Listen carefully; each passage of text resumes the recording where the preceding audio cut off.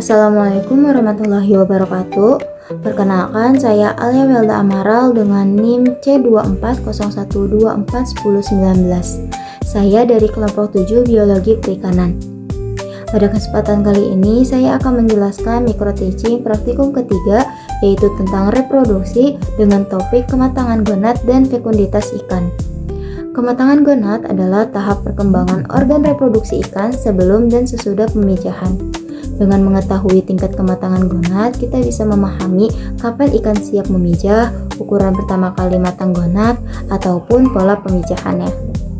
Sedangkan fekunditas adalah jumlah telur masak pada ikan betina yang siap dikeluarkan pada saat pemijahan. Fekunditas dibagi menjadi 3 bagian atau 3 jenis. Yang pertama, fekunditas mutlak, yaitu jumlah total telur masak pada satu kali pemijahan. Yang kedua yaitu fekunditas nisbi, yaitu jumlah telur per satuan berat tubuh atau per satuan panjang ikan. Dan yang terakhir adalah fekunditas total, yaitu seluruh jumlah telur yang dihasilkan ikan selama hidupnya.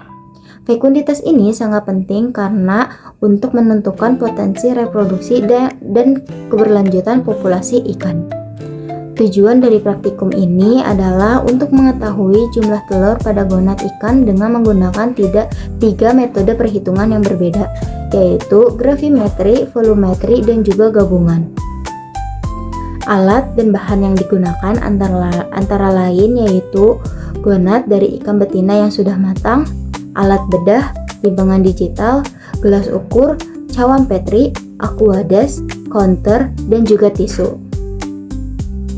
Dalam praktikum ini kita menggunakan 3 sampel gonad ikan.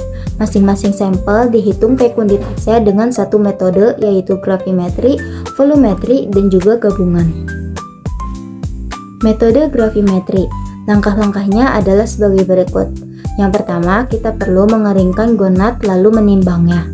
Yang kedua, kita bagi gonad menjadi 3 bagian, yaitu arterior bagian depan atau atas, yang kedua bagian middle atau tengah, dan yang terakhir yaitu bagian posterior atau bagian belakang. Setelahnya kita timbang bobot setiap bagian tersebut. Lalu kita buyarkan gonad dalam aquades di cawan petri. Hitung telur dengan counter dan hitung fekunditasnya dengan rumus F sama dengan WGT dikali T per WSG. Dengan keterangan WGT adalah berat gonad total, WSG adalah berat sampel gonad sebesar 0,1 gram, dan T adalah jumlah telur dalam sampel.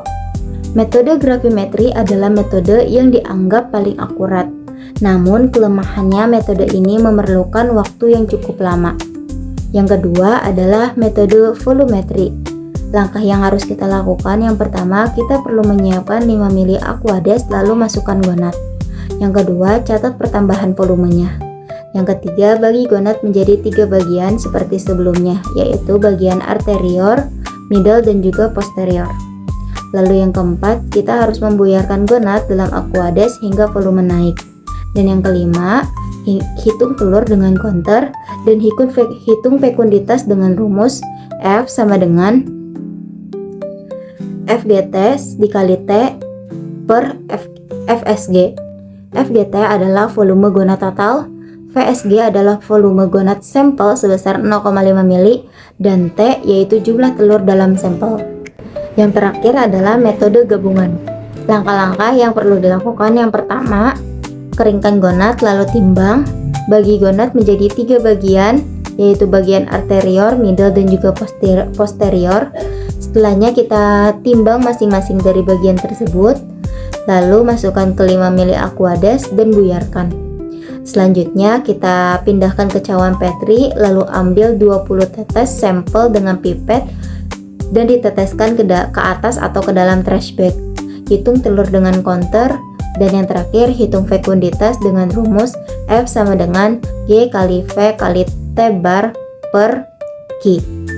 Dengan keterangan G sama dengan berat gonad total, V sama dengan volume pengenceran, T sama dengan jumlah telur yang dihitung, dan Q adalah bobot per bagian. Kelebihan dari Metode ini lebih representatif untuk menjelaskan jumlah dan total telur dari gonad tersebut. Namun kelemahannya, metode ini cukup rumit dan juga memakan banyak waktu.